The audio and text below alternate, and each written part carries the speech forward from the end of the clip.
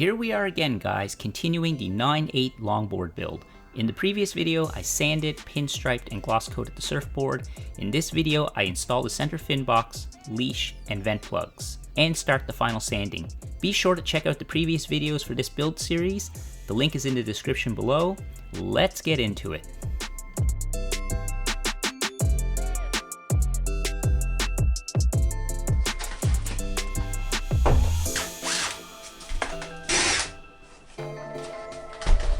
Alright, final sanding.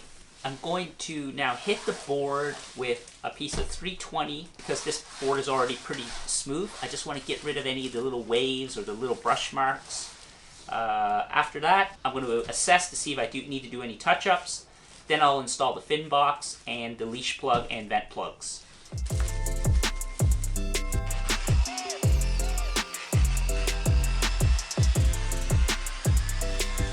If you find it's taking too long to sand it smooth, move to a coarser grit, like 220 or 280, working your way back up to 320. Hopefully, if you laid on a nice thick gloss coat, you won't get any sand throughs.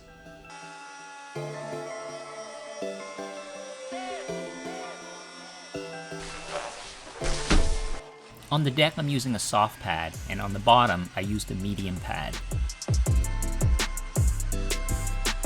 Again, really important to use good quality sandpaper. The cheap stuff will really clog up at these finer grits when run on a power sander. If you have to, use a wire brush to clean the sandpaper if it's clogging.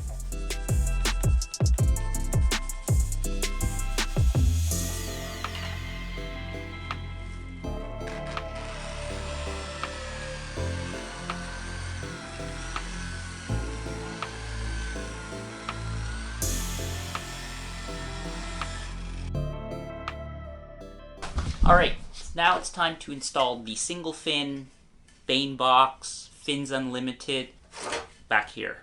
So previously I already marked out where the fin location will be, so I don't have to do that now. But this is called a bahne box. This one's made by Fins Unlimited. These have been around forever. So to install this, you need a router, which you don't have to have a router, but using a router will be probably the ideal way. I've installed these using just a Dremel with a little cutting bit. Works fine. Not ideal, but using a router, that's the way to go. With the advent of 3D printing, I designed out just a real simple template to be able to run the router along this with a bushing. So there's like a bushing kit on that, and then the router bit. So this bushing rides up against the side of the template. The router bit obviously does the cutting. If you don't have a 3D printer, and I might post these files up on Thingiverse eventually, these are still a work in progress. This one's just a little bit short, I think. Previously, I just used a piece of plywood and then created my own template by measuring out the size of the fin box. So I'm going to tape this down, try this out, see how it works, and then router this out and epoxy in the box. Pretty simple.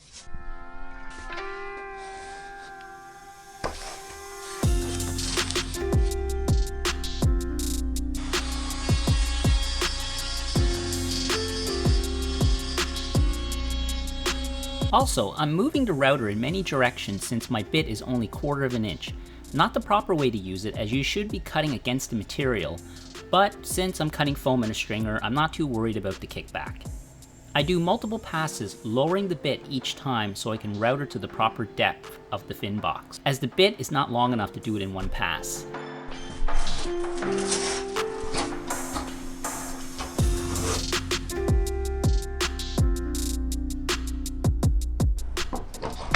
Alright, so this fin box has a bit of a gap on either side. Fits well. Gonna take some fiberglass, I've doubled it up. Gonna use it as a reinforcement. Just as a tip, if you have a leash plug or a fin box or something that you've enlarged the hole a little bit too much, you can use fiberglass instead of using just epoxy. Fill the hole. So what I'm going to do here is mark this, trim around, and then fill it with epoxy, and then set the fin box.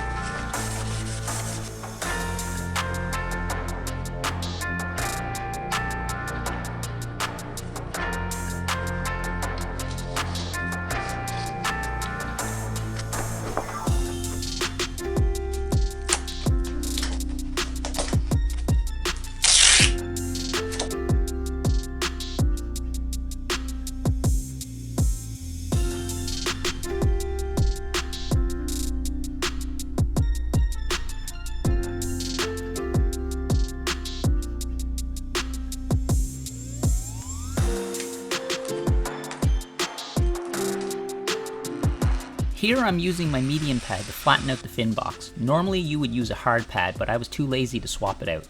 I think I used 150 grit for the paper, and I took it really easy when I got close to the epoxy.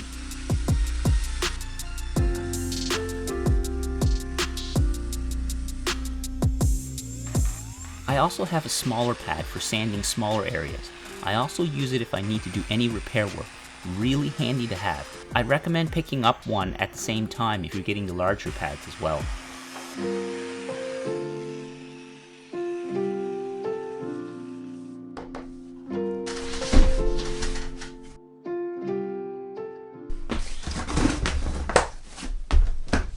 Alright, now we gotta talk leash plugs. I've covered it in other videos, but repetition is the best teacher, so I figured I would cover it again. This surfboard is made from foam that is 2 pounds per square foot in density. I believe that's what it is. So it's very dense. Your traditional styrofoam that you would get with packaging is just very flimsy, and when you pull on it, it just breaks apart, it beads, it's really flimsy. So there's a lot of air pockets that get trapped. And I have a piece of scrap foam here that I've used for testing, and I routed out when I was testing out the fin box and the leash plug templates that I'm working on. Anyways, this is very dense. Like, that takes quite a bit for me to even dent this. The cheaper foams, or more inexpensive foams, or that have less of an R value, because this is typically used for, well, insulation or packaging, but now we're using them to make surfboards with the advent of epoxy.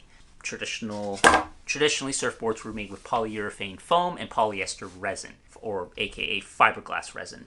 Anyways, I digress. So what this leads me into talking about is, besides installing the leash plug back here, we need to install a vent plug. And I've covered these vents before. These are mill vents. I found these on AliExpress, so imported from China where most things are manufactured. I was able to find these vent plugs. Now you can get certain ones that are built into, say, a leash plug as well, and I have some of those. But I'm going to put more than one vent on this board, so I like having a discrete vent, so separate from the leash plug. These vents have this flange on it, because I think these vents were originally meant for electronics hardware, so you can, vent the pressure between a sealed waterproof electronics case, I'm assuming. There's a piece of Gore-Tex, I want to say, in this, and that's a semi-permeable membrane, I think. My biology escapes me. But which allows the diffusion, or is that water? No, osmosis is water. Diffusion of air across that membrane automatically, so you don't need to unscrew it from this plug. Now, the benefit of that is it auto vents, so you don't need to worry about it. And you can also unscrew this vent plug if you want to vent it manually. Since I found these vent plugs, I want to say 7 or 8 years ago, I actually made a video on how to install this into my surfboards. Some of the companies have actually taken, because there's replicas of these vents, and actually posted it on AliExpress. So if you see any pictures of a surfboard with these vents, that's probably my video or my pictures. Anyways, kind of interesting, I suppose. They didn't ask for permission, but I don't really care if it can help people out.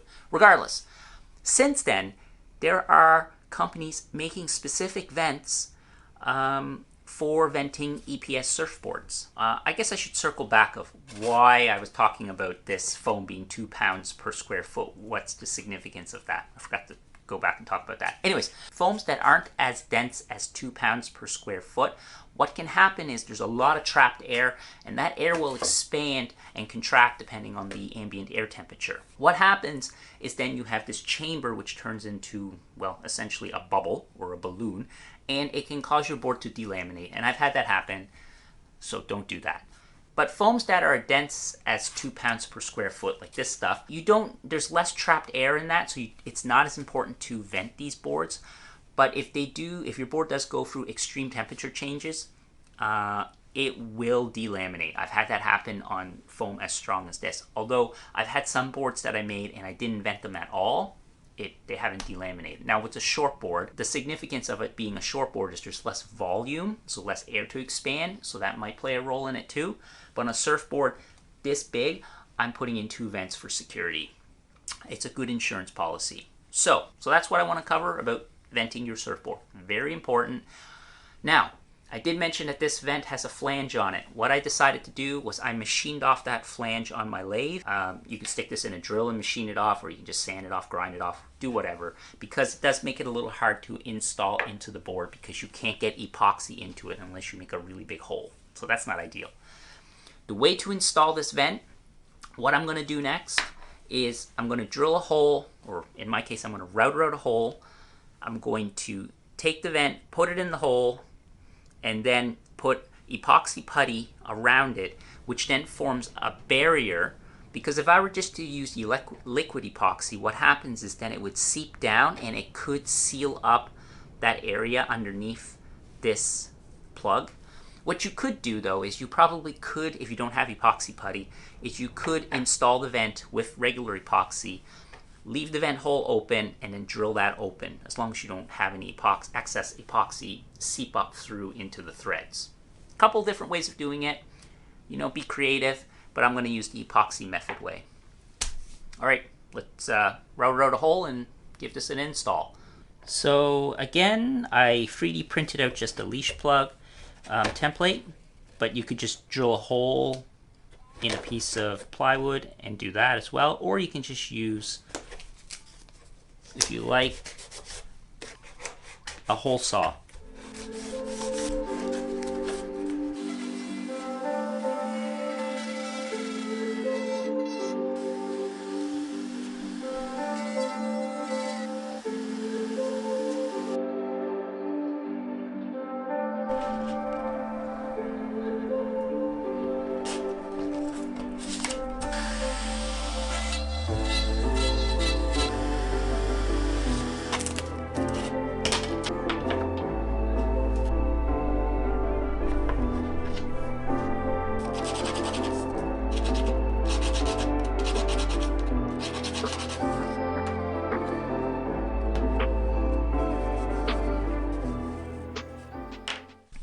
So this stuff here is plastic weld. It's epoxy putty. There's various different types you can get. This is just the one I happen to have right now. There's ones for metal. There's, I don't know, they're all kind of similar. They just have different properties for probably like heat. Anyways, I'm gonna just cut off a little piece here. So I'm just gonna take this, knead it together. This plastic weld. Gloves really make this easier to work with, that's for sure. Keep it from sticking on your hands.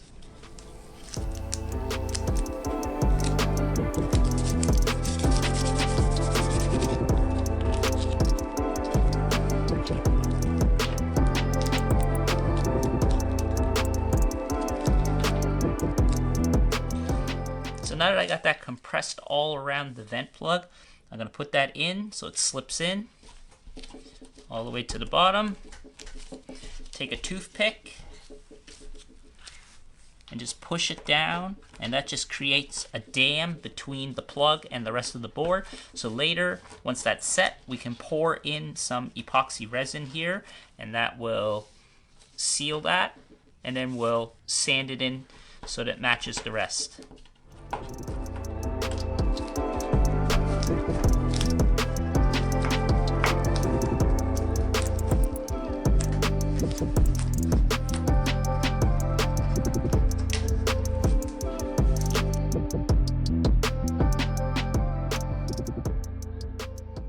I've mixed up some epoxy and a little shot glass here using graduations that I've measured out, predetermined, 5 mils plus 2.5 mils approximately. I figured I would just add a couple drops of acrylic paint to this just to kind of make this white looking. I don't have any white pigment, that would be ideal, but this will work too. You can also add a thickener to this called Cabosil, or I think it's, yeah, Cabosil, I think that's how you pronounce it. I'm not gonna bother, no reason, just I can't be bothered. Give this a little mixy mix. Oh, actually I forgot to tape off the board because I don't want to apply this and then have to sand a bunch off when it overflows. So I'm going to quickly, hopefully this doesn't exofirm too quickly, but I'm going to put some gloves on, tape up the board.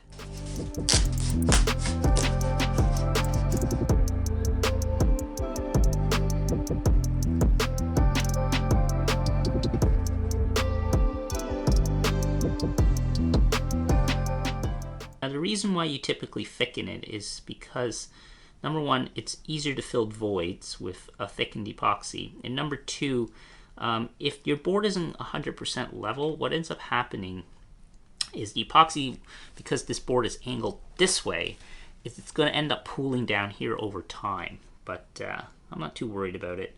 I'll come back and fix it up later with some additional epoxy maybe. But for now, I just want to get this set. That's looking really good. And then I'll go do the other leash plug. I'm not in a production shop, so this is less critical. I have time.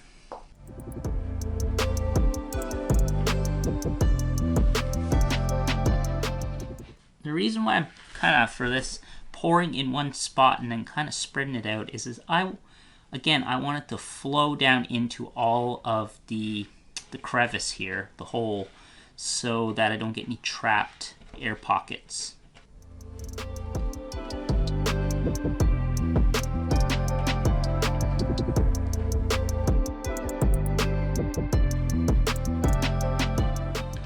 Alright, we'll come back and check this in 3 or 4 hours. Now the leash plug that I'm installing, technically this should be or can be installed before lamination, just like a Future's fin box. But anyways, there's this little plate off this FCS leash plug that you can pop off. So this little plug just goes over and then you sand that open. I'm just going to leave it on, but this plug can be installed before or after lamination.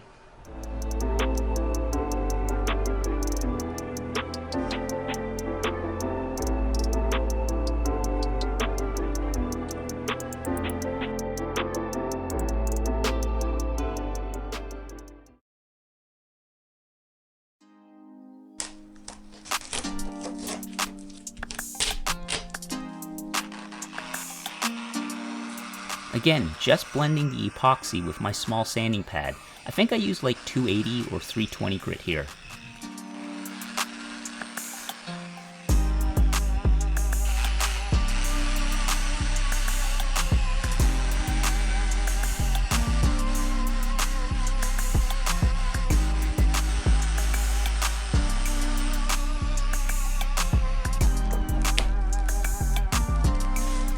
Okay, now that the single fin box, leash, and vent plugs are installed, it's time to do the wet sanding, which will be in the next and final video. So I hope you guys enjoyed this video. Give this video a thumbs up if you liked it, and I will see you guys in the next video.